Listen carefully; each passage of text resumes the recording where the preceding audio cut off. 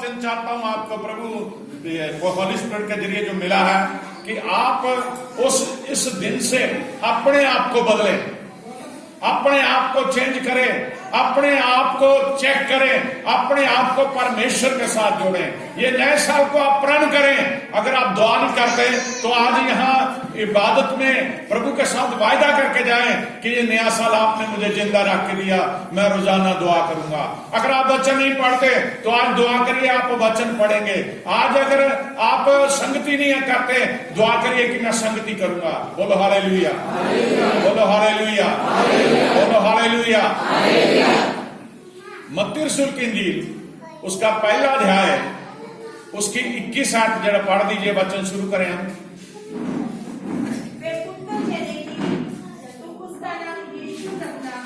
वह पुत्र जनेगी तो उसका नाम यीशु रखना, क्योंकि वह अपने लोगों का उनके पापों से उद्धार करेगा। क्योंकि वह अपने लोगों का उनके पापों से उद्धार करेगा। बोलो हालेलुया। यीशु मसीह इस जगत में लोगों के पापों के उद्धार के लिए, लोगों के पापों को माफ करने के लिए इस जगत में आए। ये हमने 25 दिसंबर को सुना था ये मैसेज। तो पुत्र जनेगी, उसका नाम क्या रखना? यीशु रखना। वो अपने लोगों को उनके पापों से उद्धार देने के लिए आ रहा है। दोबारा पढ़ दीजिए जरा ऊंची आवाज में। वह पुत्र जनेगी और तो उसका नाम यीशु रखना। वह पुत्र जनेगी और तो उसका नाम यीशु रखना, क्योंकि वह अपने लोगों का उनके पापों से उद्धार करेगा। क्योंकि वह अपने लोगों का उनके पापों से उद्धार करेगा। आज हम पाप में जी रहे हैं, आज हम गुनाह में जी रहे हैं। नव वर्ष का पहला दिन आपका जीवन बदलने के लिए ये मैसेज है। साल का पहला दिन ये आपको मैसेज है कि अपने आप को बदलिए। अगर अभी भी आपका जीवन पाप में है, अगर अभी भी आप पापी जीवन जी रहे हैं, तो आप जान लीजिए यीशु मसीह आपके पापों को मुक्त करने के लिए, आपके पापों को खत्म करने के लिए, आपके पापों को माफ करने के लिए इस जगत में आए।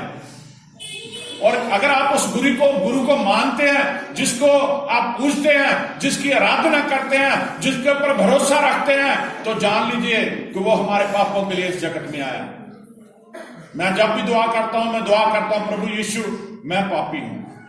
मैंने शर्म महसूस नहीं करता कि मैं जाके ये कहूं कि मैंने तो पाप ही नहीं करा। बाइबल ये बताती है सारे पापी हैं। इंसान गुनाह में पैदा होता, गुनाह में बढ़ता और गुनाह में मर जाता। लेकिन जब परमेश्वर ने हमें जीवन दिया है तो आप परमेश्वर के साथ चलिए। मैं कुछ काम आपको बताना चाहता हूं जो विश्वास में प्रभु के साथ चलते हैं। कुछ ऐसे काम हैं जो बाइबल बताती है, वो काम हमने करने हैं। हालेलुया। हमने वो काम करने हैं।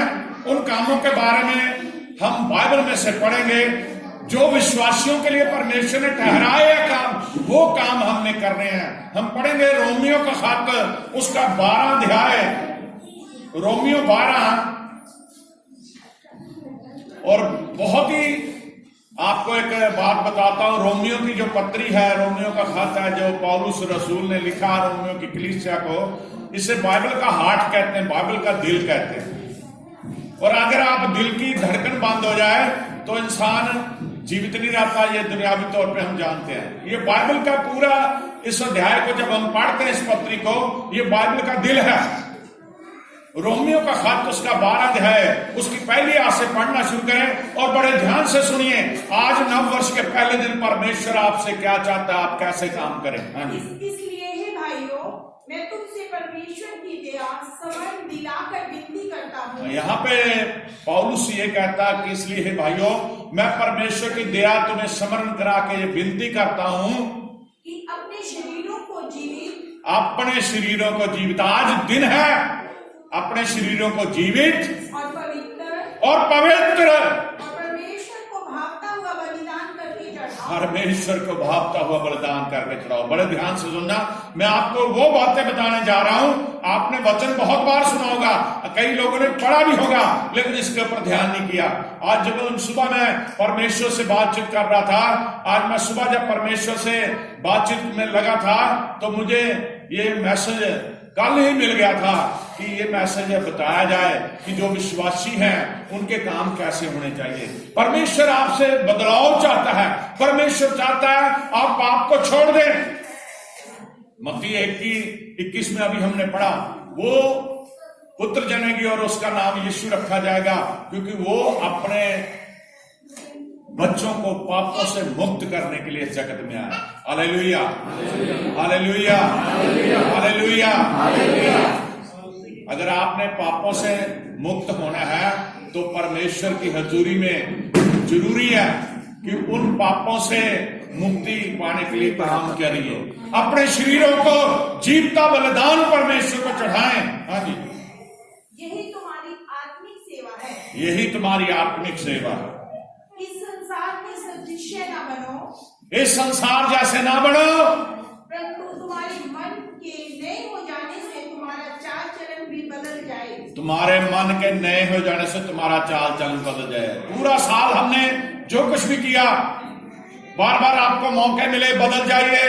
अगर आप नहीं बदले तो आपका जब मन बदलेगा, आज नववर्ष के पहले दिन परमेश्वर चाहता आपके मन बदलने के साथ ही आपका चाल चलन भी बदल जाए। चाल चलन का सही माने में मतलब क्या होता है? पूर्ण रूप से परमेश्वर के साथ चलना, दुनियावी हर काम को जो पाप की तरफ लेके जाता है छोड़ देना। हाँ जी, चाल चलन भी बदलता जाए, जिससे तुम परमेश्वर की भली और भावती, जिससे तुम परमेश्वर की भली और भावती और सिद्ध इच्छा अनुभव से मालूम करते और सिद्ध इच्छा अनुभव से मालूम करते रहो। आमीन। क्योंकि मैं उस अनुग्रह के कारण जो मुझको मिला है, परमेश्वर का दास कहता है, मैं उस अनुग्रह के कारण जो मुझको मिला है, तुम में से हर एक से कहता हूँ, तुम में से जो भी इस वचन को पढ़ रहे हैं, जो भी इस वचन को सुन रहे हैं, तुम में से हर एक को कहता हूँ कि जैसा समझना चाहिए उससे बढ़कर कोई भी अपने आप को ना समझे, जैसा समझना चाहिए उससे बढ़कर कोई भी अपने आप को ना समझे, पर जैसा परमेश्वर ने हर एक को विश्वास परिणाम के अनुसार बांट दिया है, पर जैसा परमेश्वर ने हर एक को विश्वास परिणाम के अनुसार बांट दिया है, वैसे ही सुबुद्धि के साथ अपने को समझे। वैसे ही सुबुद्धि के साथ अपने आप को समझे। क्योंकि जैसे हमारी एक देह में, अब यहाँ ध्यान देने योग्य है, क्योंकि जैसे हमारी एक देह में, बहुत से अंग हैं, हाँ, हमारी देह में बहुत सारे अंग है। आंखें हमारी है, कान है, नाक है, जो भी हमारी देह के अंग है, बहुत सारे अंग है, लेकिन देह एक ही है। हाँ जी, और सब अंगों का एक हिस्सा काम नहीं। हाँ, सभी अंगों का एक जैसा काम नहीं है। वैसे ही हम तो बहुत हैं, वैसे ही हम बहुत हैं।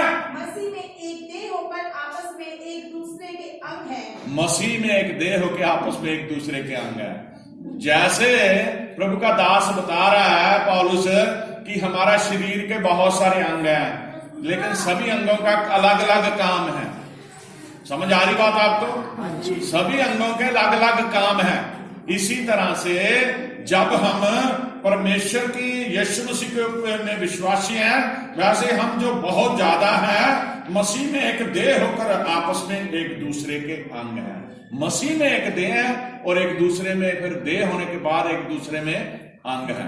बोलो हालेलुया, बोलो हालेलुया। जबकि उस अनुग्रह के अनुसार जो हमें दिया गया है, जबकि उस अनुग्रह के अनुसार जो हमें दिया गया है, हमें भिन्न भिन्न वरदान मिले हैं। हमें भिन्न भिन्न वरदान मिले हैं। वरदान मिले हैं, सभी को मिले हैं। मुझे परमेश्वर ने वरदान दिया कि मैं प्रभु के लिए रूहों को बचाऊं, प्रभु के वचन को फैलाऊं, प्रभु के नाम में बहुत सारी रूहों को जीत लूं। आप सभी भी जो मसीह में अलग अलग जरूर हैं, लेकिन मसीह में एक अंग की तरह है, आपको भी अलग अलग वरदान मिले। आज सुन लीजिए आपको क्या क्या वरदान मिले हैं। अपने आप को जांचिए, आपको वरदान मिले हैं। हाँ जी, तो जिसको भविष्यवाणी का दान मिला हो, हाँ, अब पहली बात है, पहला वरदान क्या है? जिसको किसी को भी धरती पे भविष्यवाणी करने का वरदान मिला हो, वे विश्वास के परिणाम के अनुसार भविष्यवाणी करें। विश्वास के परिणाम के अनुसार भविष्यवाणी करे, किंतु परंतु ना करे, लोगों की तरफ ना देखे, बल्कि जो वरदान उसे प्रभु यीशु मसीह ने दिया भविष्यवाणी करने का, वो उसके अनुसार भविष्यवाणी करे। यदि सेवा करने का दान मिला हो तो यदि आपको सेवा करने का दान मिला हो तो सेवा में लगा रहे। तो सेवा में लगा रहे। मैं आपको बताना चाहता हूं, हमारे चर्च में बहुत सारे नौजवान बच्चे हैं जिन्होंने इस घर को बनाने के लिए, और जो भी कोई भी कभी भी कोई भी प्रोग्राम होता है, फंक्शन होता है, तो उसमें सेवा करते हैं, तो उन्हें वरदान मिला हुआ है। खासतौर पर कोटला न्यान से मणि है, उसने शुरू से अब तक हमेशा सेवा ही करी है परमेश्वर के घर की। ये हम ये सोचते हैं कि सेवा हम कहने से करते हैं या बुलाने से करते हैं, लेकिन आपको सभी को जो हमने वचन के सर आपको बताया वरदान दिए हैं सेवा करने के। हमारा छोटा भाई है, कोई भी प्रोग्राम हो सारा दिन, हर कई दिन पहले से लग जाता दौड़ भाग करने के लिए, उसे वरदान दिया सेवा करने का, सेवा करे। आपको भजन बंदगी का वरदान दिया, भजन बंदगी करें। आपको एक दूसरे को गवाही देके जीतने का वरदान दिया, वो काम करें। आप आगे देखिए, यदि सेवा करने का दान मिला हो तो सेवा में लगा रहे। यदि कोई सिखाने वाला हो तो सिखाने में लगा रहे। अगर किसी को परमेश्वर ने सिखाने का वरदान दिया, सिखाने में लगा रहे। जो उपदेशक हो वो उपदेश देने में लगा रहे। जो उपदेशक हो वह उपदेश देने में लगा रहे। दान देने वाला उदारता से दे। दान देने वाला उदारता से दे। ज्यादातर चर्चों में क्या आता है, बोल बोल के कि भाई चर्च फंड लगा हुआ है, इतने चर्च फंड दीजिए, मेंबरशिप दीजिए, या कोई फंक्शन करना है मिलके सेलिब्रेट कीजिए, सारा समय निकल जाता है। कई लोगों को तो परमेश्वर ने शौक दिया आता है कि वो दान करें, जाके बढ़ के आगे करें। कई लोग ऐसा सोचते हैं कि हमें क्या जरूरत है, लेकिन परमेश्वर के, अगर आप यीशु मसीह के एक शरीर हैं, यीशु मसीह में एक अंग, सभी अंग हैं, तो देह हमारी यीशु मसीह है और सभी अंगों का अलग अलग काम है। अपने कामों को जान लीजिए आज नए साल के दिन में। हाँ जी, जो अगुवाई करे वह उत्साह से करे। जो दान देने वाला उदारता से दे, जो अगुवाई करे वह उत्साह से करे, जो दया करे वह हर्ष से करे। जो दया करे वो हर्ष से करे, खुशी से करे। प्रेम निष्कपट हो, बुराई से घृणा करो। यहाँ पे सबसे जरूरी बात जिक्र योग्य है, आपस में जब मसीह में आप एक दूसरे के अंग हो, मसीह के अंग हो, आप मसीह में एक बदन हो, तो आप जब मसीह में बहन भाई हो तो लिखा प्रेम निष्कपट हो। कोई उसमें बुराई नहीं होनी चाहिए, छल कपट नहीं होना चाहिए। ये नहीं कि ऊपर से जब मिल जाए जय मसीह की, जब पीठ पीछे घुमा ले चुगलियां करें, ऐसा प्रेम नहीं चाहता परमेश्वर। प्रेम निष्कपट हो, बुराई से घृणा करो, भलाई में लगे रहो। भलाई में लगे रहो। बोलो हालेलुया। बुराई से घृणा करनी है।